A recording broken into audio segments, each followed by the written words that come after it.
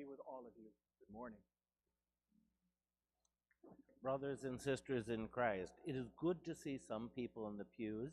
We have a small group of the church militant, as we'd say, with us today, but we know the church indeed is filled with the saints and the righteous departed.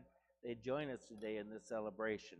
We have a number of commemorations today. Of course, the major one is St. Anthony the Great, the father of monasticism, and I will return to him in a moment.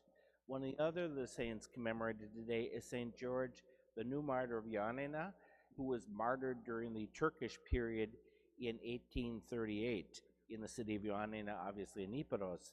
So that's kind of interesting because when we talk about Greece, we normally talk about the revolution of 1821 and that decade that leads to the establishment of independent Greece. The Turkish period, of course, lasted into the 20th century.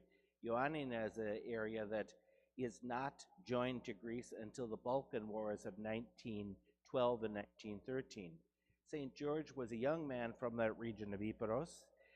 He followed the example of many people at the time. He gave up his faith and he indeed became a Muslim. But we have a category called the new martyrs, and they are people during this time who embraced Islam for all the sort of benefits that would be received during this period, but then returned to his faith. Of course, conversion in the Ottoman Empire was a one-way street. You could become a Muslim, but you could not become anything else. Well, he returned to his faith, boldly confessed Christ, and we know that near sort of the harbor in the lake in Ioannina, he was martyred. So I've been to that site several times. The last time I was, years ago before COVID hit, I was in the island of Syros. And while I was in Syros, I saw this sort of jewelry shop that had some icons, and I went in, and there was an icon of St. George of Ioannina. I kind of felt that he was calling me to add him to my icon collection at home. So I look at him in my icon corner. He indeed is an example of someone who gave his life for the confession of Christ. And he reminds us that our life and our behavior is supposed to be a confession of Christ. Of course, the major commemoration today is St. Anthony the Great, who lived to be 106 years old. So his dates are between 250 and 356. It is a life which indeed gives us many, many examples. We know that he was born in a world where Christianity was spreading. It was not yet the official religion. It was not a legal religion. That occurred under Constantine much later. But we know that in his earliest youth, he was from a Christian family. He was raised in that family, deep devotion. We hear that he really didn't play with the other children. He studied. He was in his house. The only time he really went out is when he went to church. When he was about 20 years old, his parents died, and he was left with a great deal of money and also a younger sister that he was responsible for, and we know what he ends up doing. He obeys the gospel to sell everything, give it to the poor, and you follow Christ.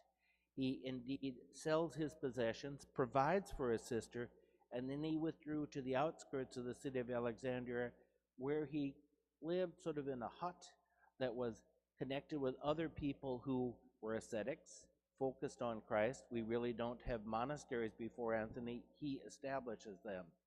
He spends almost 25 years there struggling with his own passions, fighting against the temptation of the devil, and in each case, he begins to move farther out. We know that we can trace 3 different times that he goes from first that sort of hut outside the city to an area which is farther out and then into the deserts.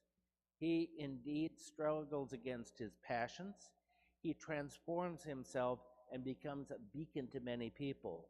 We know that many people would follow his example and join him, and eventually accepted them in the first type of monastery. His monastery becomes the example for St. Basil the Great. It's the example of Benedict in the West, a very important figure. He is a person who struggles with his own self and transforms himself in the light of Christ, establishes monasteries, but he also was involved in the world too. We know him by his biographer. His biographer is St. Athanasius or Athanasios, whom we'll commemorate tomorrow with St. Cyril, Athanasius, and Cyril of Alexandria. We know that Athanasius becomes the bishop of Alexandria, and many times he was persecuted for his confession of faith. The confession of faith is the faith of Nicaea, that indeed proclaims Christ as one of the Holy Trinity, one in essence with God, but also one in essence with us. One of the prime defenders of that faith, which was under attack for many years, was Saint Athanasius. Saint Athanasius was in turn protected by his spiritual father, Anthony the Great. We know indeed we have this spiritual example of monasticism, and an example of defending the faith, which is what? The fullness, and that is the example that he gives us. So he's not only an example to monastics, but he's an example to each and every one of us to focus our life on Christ, to know and understand who the Lord is, and to have that as our main focus. So for those who celebrate their names day today, Anthony's, Antonios, Antonias, we say Kronia Pala, we greet them. To all of us, I call you to celebrate this joyous feast of Anthony the Great.